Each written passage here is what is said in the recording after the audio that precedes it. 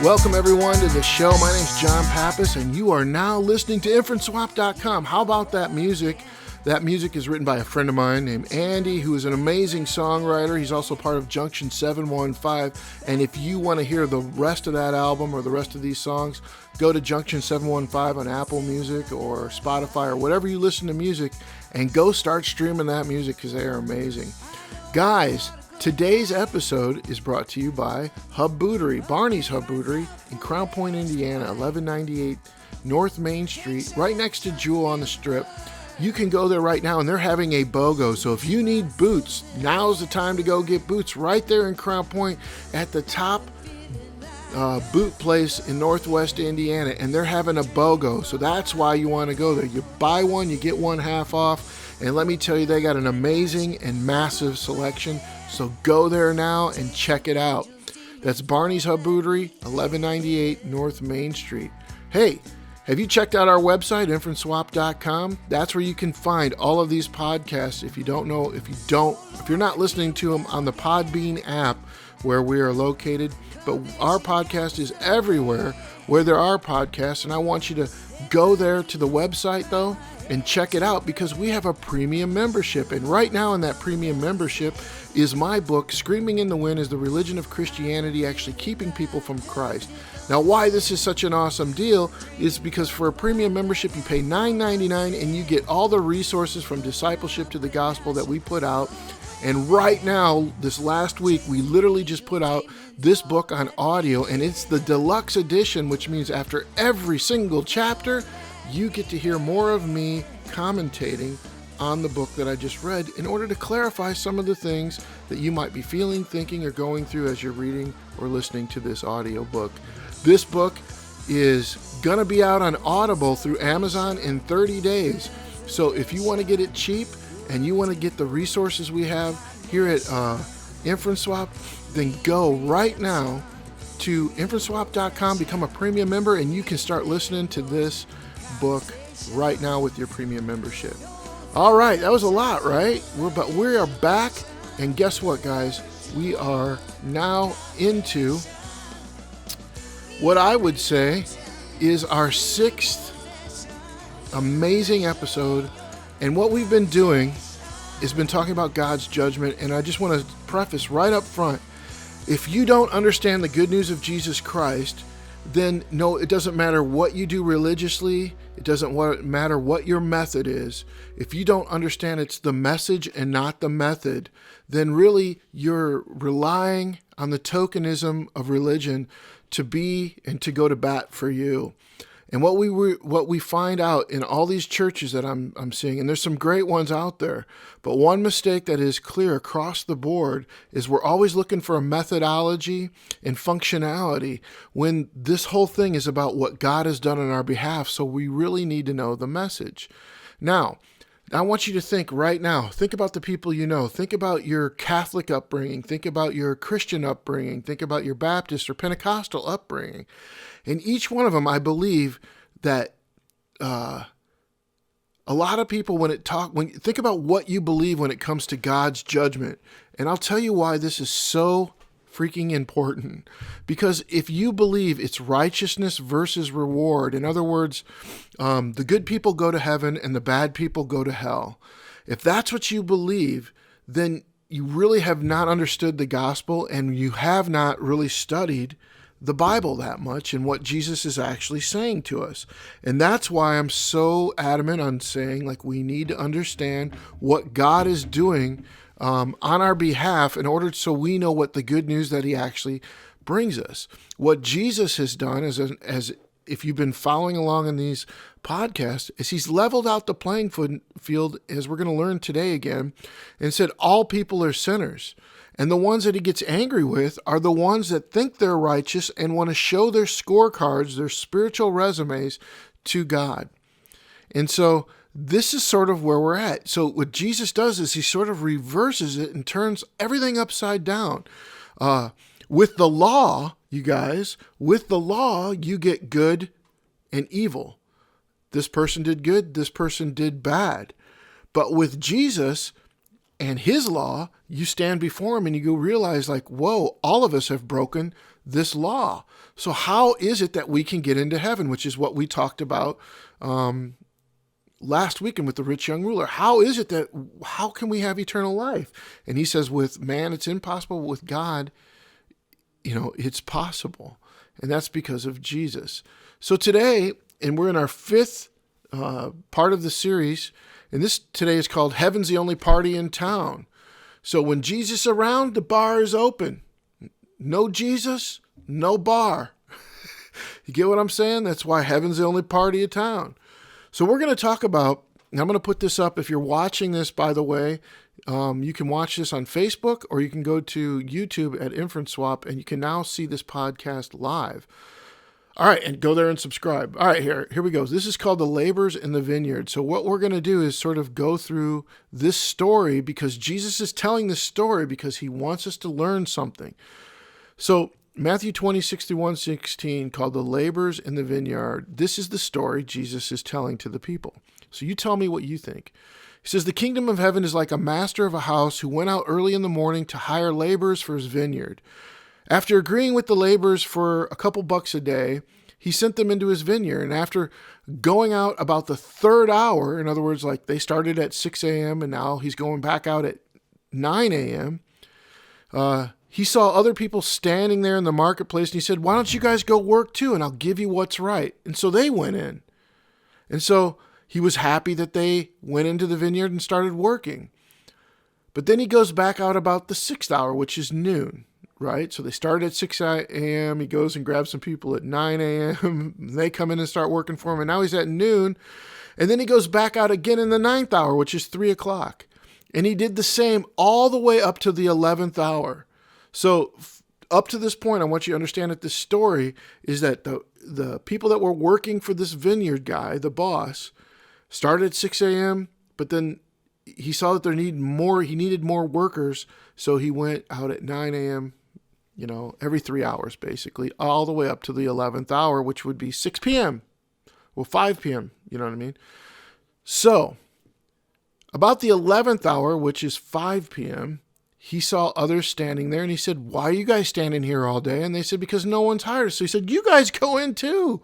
So now he's hired people every hour of the day, basically, all the way up to when he closes, which is at 6 p.m. These guys right here get hired in at 5 p.m., all right? And so when evening came, the owner of the vineyard said to his foreman, he said, hey, call everybody up here. We're going to pay them. But here's what I want to do. The people that came on last, we're going to pay first, and the people that were here first will pay last. And when those hired about the 11th hour came, in other words, the ones that were hired last came, he gave them what was due to them. He paid them. Now, when those hired first came, they thought, well, they're going to receive more because they worked longer. But they also received a few bucks a day, the same as everybody else. And when they received their pay, they were basically pissed. It says, this pissed in biblical terms means they grumbled. Okay, that's what it says. They grumbled, which means they were pissed. And they were pissed at the master of the house saying, hey, the last worked only an hour or so. Some of them didn't even work that much, but you have made them equal to us, and we have borne the burden of the day in the scorching heat. But he replied to them, hey, I'm not doing you any wrong. Did you not agree for the same wages that I gave them? So take what belongs to you and go. I choose to give to this last worker as I give to you. Am I not allowed to do what I choose with what belongs to me? Or do you begrudge my generosity? So the last will be first and the first will be last. So there you go. There's the parable of the vineyards. You guys all get that? You understand all that? Yeah, some of these things can be crazy and a little bit weird, but here's the cool thing. We've been going through this, so we're going to know how to interpret it through the death and resurrection of Jesus. So what do we got to figure out here is, what is Jesus trying to share? What is he trying to communicate in this story? Now, a lot of you guys that are listening are hardworking guys out there that are listening to this podcast. So I want you to put it in your perspective. I want you to think about the modern factory upon which you work, or the place where you work and how it runs, right? And I want you to think about, like, all the work you do there, how hard you're working right now, but your boss decides to go out and hire more employees every hour. Now, it's going to be natural for those guys who have been there working all this time to go, wait a second, I wonder what they're making. Are they getting the same benefits as I'm getting? Do they get the same amount of vacation days? How are they going to make more than we are? So you see what I'm saying? So it's going to be real natural to ask these questions, especially in our day when we have all this equity and equality movements going on. And guess what? In the story of the vineyard, the laborers in the vineyard, that's exactly what they do. They were, quote, what did they say? Pissed. Well, that word pissed means they had a little bit of grudge. They were mumbling, right? And so, in fairness, what happens is as these new workers or new employees come into this modern factory, think about it, your factory, what do? We begin to sort of bookkeep. I make this much. How much are they making? I've worked this many hours. How many hours are they getting? I get this many vacations. How many vacation days? How many are they getting? They begin to tally up all these different things as they see all these workers coming in. Now, the boss, on the other hand, he is looking at it in a different way, in a completely different way. He thinks it would be fun to pay and to reward the employees that came in last first, and he wants to give these checks to them personally. So he calls them all up there. Now, I want you to think about this. You've been there all day. You guys that work hard every day, just think about this, because it's not funny, but it's sort of funny. All right. This new dude comes right out of high school. He got there at 5:45, and the work day ends at 6. And the boss comes in and he calls all of those guys, the guys with the blue hair, you know what I mean, with the cut jeans and the blue hair and the earrings and all that stuff. By the way, I have all that stuff. But anyway, you know what I'm saying. You got the new dude coming in here. He's been here 15 minutes while you've been working 12 hours. And the boss comes up and he hands him a check for a full day's pay. But when the guy sees it, when the new guy sees it, he smiles and he's like, oh my gosh, like, wow, I did not know this was the reward. And so he is legitimately happy. Come on, he's legitimately happy, but he doesn't even understand. So he doesn't really say much but thank you to the boss because he doesn't want to blow it. So what he wants to do is get that check and get it to the bank as fast as he can, right? And so among that group of guys, the guys that came in last, word gets around real quick. And so now they're all can't wait to be in line with the boss. This is one of the few times where you want to be in the line with the boss, right? Because you're going to get rewarded beyond what you deserve, right? That's sort of key. But the boss gives them all their pay and all these guys are happy. And now it's time to get the guys who have been working all day, the last now. The guys that were there first are now going to get paid last, and it's their turn to get paid. And so as they're watching all these other guys get paid, they begin to go, well, if these guys are getting this much, I've been here getting this much, and I'm going to make 10, 20 times more. But when they get up there, they get their checks and they open it up and they realize it's the same as everyone else's. And predictably, they're pissed. They get the union guy out and they're going to protest and they're going to strike, and they go up to the boss and they're going to lodge a huge complaint. But the boss doesn't care. He's like, hey, you agreed for a full day's wages and they agreed for a full day's wages. How did I do you wrong? Do I have to please you only in order to have this work? In other words, we all agreed on the wages paid and you all got what you agreed upon. I know that I did some things a little backwards today, but it's my money and I can do with it what? Well, they're befuddled by that because actually they did sign a union contract and everybody got what they got, right? Now, what's weird is the boss isn't asking for their approval.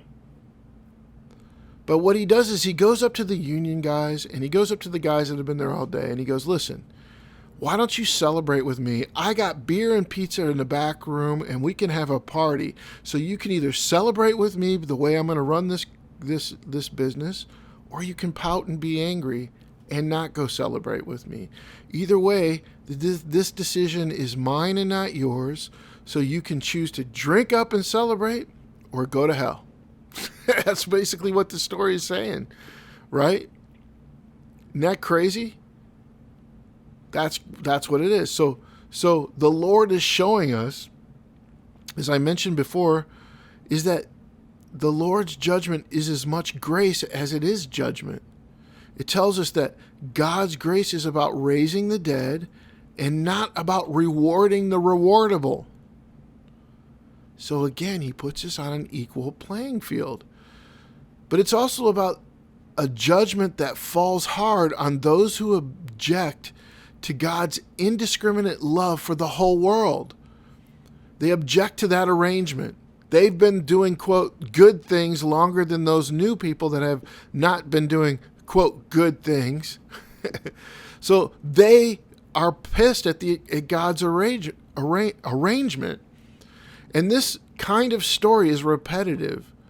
It's a repeated offer of God's indiscriminate love. And we see this repetition of this kind of story throughout the New Testament. You see, Jesus' grace is really a sinister grace, man, to those who view his judgment as the righteous get rewarded and the evil people get punished. So if you remember the story of the Pharisee and the tax collector, Jesus sees everyone as equal, and he ends up, he sees those who were treated first much happier than those who had been around for a long time. Did you notice in the story, hopefully this will make sense to you, did you notice in the story the smile on the face of the guy that was there at 5:45 p.m., the workday ended at 6, and he gets a full day's pay? He was devastatingly happy. But on the other end of it, just like the prodigal son, the older son refused to go into the celebration because his father gave him the good news that his son had returned. But to him, the good news was horribly bad news. So he really gets horribly bad news of the father's good news. You get what I'm saying? And so this is what this parable is saying to us. One of my favorite authors says, judgment rampant, therefore stands Dexter on their device, judgment that lights into everyone with universal vindication and then sticks its tongue out at everybody who finds that it's more than he can take. So to just paraphrase, what that means is he's saying, like, these new guys that accepted and received the offer that the boss gave them in that last 15 minutes of work they did, it was great news for them. But to those that wanted vindication against guys like that, it was more than they can take. So what we have to acknowledge is in these parables of judgment, there is harsh judgment. When the boss firmly addresses those employees who have been there the longest, he scolds their evil eye. And what is he scolding? What does that mean? See, those guys are tallying up what they should get and what those people should get. And they're judging them based on their goodness or how hard they've worked in comparison to how the new people worked. And what they found is that when the new people got in, based on what the father, that was a slip there, but based on what the boss did, it was unacceptable to them. And they judged them and they threw a protest. But their evil eye was really the darkness of a bookkeeper's ink. You get what I'm saying? There were bean counters for spirituality. Their evil eye measured the darkness of their bookkeeper's ink, and they were taking note. They were taking note of how long, what they deserve in comparison to what I deserve, and they were just like bookkeepers, man. But that person cannot stand in the light of God's grace because Jesus has the final say and he has the red ink, and that is that he has he has the book of life. And so in God's accounting world, Jesus took on all of the bookkeeping, all of the sin that separates man from God, and he writes our names in his book of life based in his blood. And so the only people that are punishable in the kingdom of God are those who are the bookkeepers, those who are keeping count. Isn't that amazing? One author says, the auditor before whom you must finally stand is the Lamb of God. And he has gone deaf, dumb, and blind to the cross. The last may be first and the first may be last, but that's only for the fun of making the point that everybody is on the payout queue and everybody gets full pay. Nobody's kicked out, and nobody gets kicked out who isn't already in. Remember? God doesn't exclude people. The only bruised backsides belong to those who insist on butting themselves into outer darkness. If the world was going to be saved by bookkeeping, we would have got Moses and Moses alone, but we have Jesus. And the law has made clear, has it not? In Romans 3:10, it says, no one is righteous, not one. In Psalms, it says, the fool says in his heart, there's no God. They are corrupt. They do abominable deeds. There is none who is good. None. Think about that. You righteous person, you religious person, there is no one that is good. You evil, vindictive, hater, none of us are good. The Lord looks down from heaven on the children of man to see if there are any who understand and who seek after God. They have all turned aside. Together they have all become corrupt. There is no one that is good, not even one. That's Psalms 14:1-3. In Romans 3:9, what then? Are the Jews from which Jesus came better off? Not at all. For all have already charged that all, both Gentile and Jews, are under sin. See, this is another thing where God gets to reward as God chooses, and he's not going, you're in or you're out. He's saying, I want everybody to be in, and because I've done what I've done, we all should be rejoicing. Doesn't matter when they get in. So whether you're Paul, who gets his head chopped off for the gospel, or you're sitting there watching Jesus and the thief on the cross says, you don't deserve to be here, but I do. Would you let me into your paradise? And Jesus says, yes. It's not about what Paul did versus what that guy on the cross did. It's about what Jesus has done. And what Jesus has done is caused God to give up the salvation by the books. God gave up on salvation by the books. Repeat after me. God gave up salvation by the books. He canceled everybody's records. And believe me, we all have them. And he did it by the death of Jesus. And he rewards us all equally and fully with being a new creation in Christ through his resurrection. So evil cannot be taken away from this world by reward and punishment. And I wish that would be something that this world would understand, but they look to politics to justify, to equify, and get equality. And it can't. But evil can't be taken from this world by reward and punishment. This just means that all would perish then. And God would be seen as some kind of scapegoat, which is basically because we have this reward versus punishment idea of God's judgment is how many people look at God. Well, I'm in, you're out, blah, blah, blah. But the only way to solve the problem of evil was for Jesus to do exactly what he did, to take the world by taking it into himself, down the forgottery of Jesus' dead human mind, and close the books on it forever. The kingdom of heaven is for everybody. Hell is reserved only for the idiots who insist on keeping non-existent records in their heads. Isn't that crazy? Not exactly what we're taught in Sunday school, right? So I want to give you one last image, and it's sort of the idea of what this podcast is named, Heaven's the Only Party in Town. There's a place called Shelter Island, and they had this really odd local custom. And every Friday, and this is the custom, every Friday about 5 minutes before 5, a siren would go off. And so for those who would vacation there, they never understood what this meant or where it came from, but you could count on it. Every single Friday at 5 minutes to 5, the sirens from not the police station, from the fire department would go off. Now, many of us thought that, we've heard those being checked at noon, but this was 5 to 5. So he began to ask around, and he couldn't find anybody that could understand what this meant, but they kept doing it every single week. So one person went into this bar and he saw this old guy, a real old guy, about 80 years old, and he began to talk to him.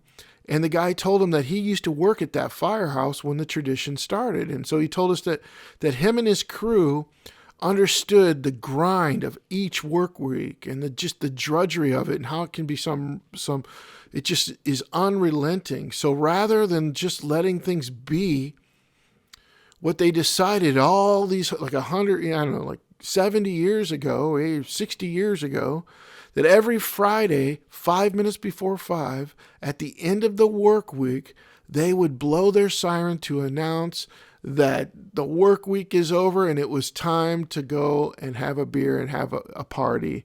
So they would welcome in the weekend. And so basically when you hear that siren, it represented Miller time on Shelter Island. You see, heaven is when all the rednecks and all the wood butchers and all the plumbers who never showed up at our little religious services, and all the losers who never got anything right, and all the winners who just gave up on winning, simply waltz up to the bar of judgment with full pay envelopes and get down to some serious drinking that makes the new creation go round. It's a bash that has happened because it's finished. It's a bash that insists on happening, and it's one that's happening right now. How about that? Now, is that not good news? All right, well, I'm going to just shut up. So, what do we have? Heaven is Miller time for those who will accept the acceptance of the Lord, but it's a bad thing for those who refuse the acceptance of the Lord. Isn't that crazy? I'd rather be in heaven, which is the only good party in town, and I'd rather be in Miller time than not. How about you? All right, guys, I will see you next week. I hope you've enjoyed this podcast. Please do me a favor and subscribe on your podcast or wherever you're at. If you're watching this live, subscribe on YouTube or on Facebook. And if you like the music that you're hearing in the background, go to Junction 715 and put it on your podcasting app.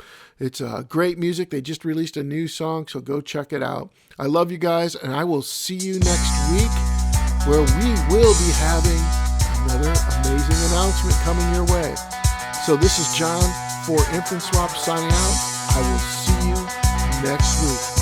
Bye-bye, guys. Oh Lord, here we go again. Wishing I was back where I began. Back when I had a peace of mind. Get me back to a simple kind of life. I know I fought a good fight against my self-foolish pride. Take shot just to feel the burn. Teach my soul to live better. I've been feeling like dust in the wind, drinking from the bottle that's half full of sin. Looking up when I should look within. Chasing angels, demons won't let me in.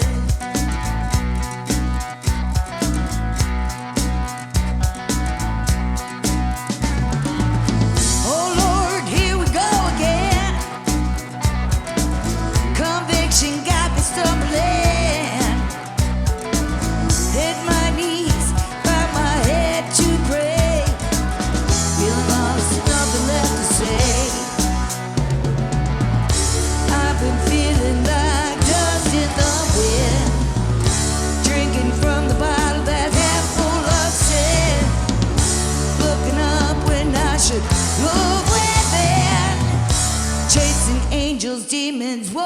let me in.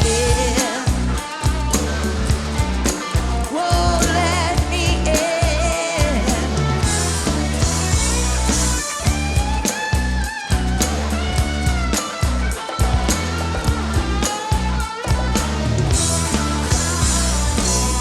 No salvation, preservation, look towards condemnation, need redemption.